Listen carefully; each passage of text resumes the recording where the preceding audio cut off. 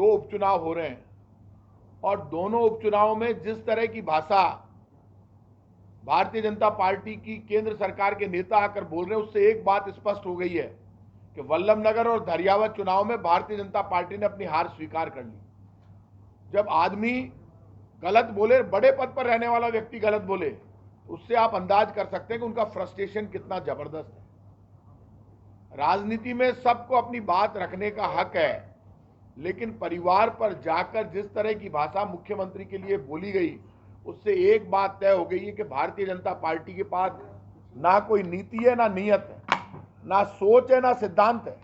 Bharatiya Janata party अपने काम के आधार पर वोट नहीं मांग रही।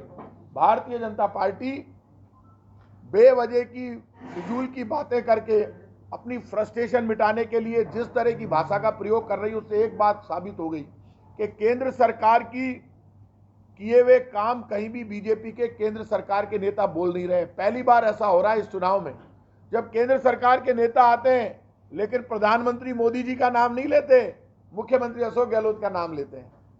मुख्यमंत्री अशोक गहलोत की लोकप्रियता से और कामों से इतना डर गई है बीजेपी कि राजस्थान की सरकार के मुखिया के बारे में उनके पिता तक जाकर गलत शब्दों का प्रयोग कर रही है।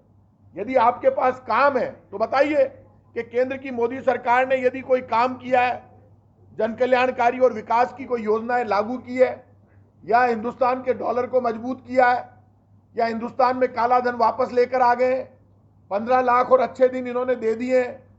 यदि मोदी सरकार ने 15 लाख दे दिए हर व्यक्ति को और अच्छे दिन आ गए, और काला धन विदेशों से यदि लेकर आ गए, जब इन्होंने चुनाव से पहले कहा था काला धन लेकर आएंगे, 15-15 लाख तो अपने आप ही एक एक व्यक्ति को हम दे देंगे, अच्छे दिन आ जाएंगे, अब और नहीं होगी पेट्रोल डीजल की मार। इन्हीं के नेता प्रधानमंत्री मोदी जी ने कहा था अब और नहीं होगी पेट्रोल डीजल की मार अब की बार मोदी सरकार।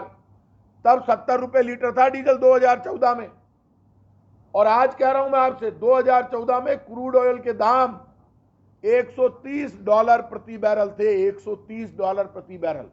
आज क्रूड ऑयल के दाम $78-80 प्रति बैरल है। सब additional excise duty, special excise duty और सेस लगाकर पेट्रोल डीजल को महंगा कर दिया। केंद्र सरकार ने अपना खजाना भर दिया और जनता की जेब काट ली।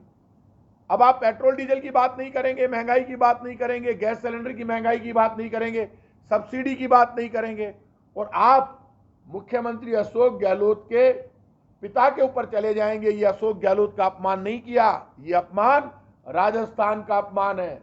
मैं वल्लभनगर और धरियावद की जनता से, राजस्थान के लोगों से कहूंगा, राजस्थान में कांग्रेस की गहलोत सरकार काम के आधार पर, जन कल्याण की योजनाओं के आधार पर, अपने विकास के काम के आधार पर जाकर वोट मांग रही है।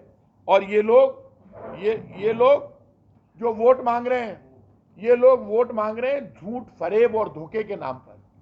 इसलिए ये आज तय हो गया है कि भारतीय जनता पार्टी और केंद्र सरकार ने और केंद्र सरकार के मंत्री ने जिस तरह की भाषा का प्रयोग किया मुख्यमंत्री जी के लिए, और मुख्यमंत्री जी के पिता का जिस तरह से बीच में नाम लिया है, ये इतना मैं कह सकता हूं, ये मुख्यमंत्री अशोक गहलोत का अपमान करने की कोशिश नहीं है, ये राजस्थान की जनता का अपमान केंद्रीय मंत्री ने किया है।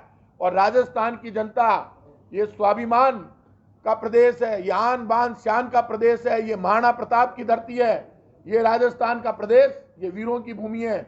जो मुख्यमंत्री का अपमान किया है, मुख्यमंत्री राजस्थान की जनता के चुने हुए मुख्यमंत्री है।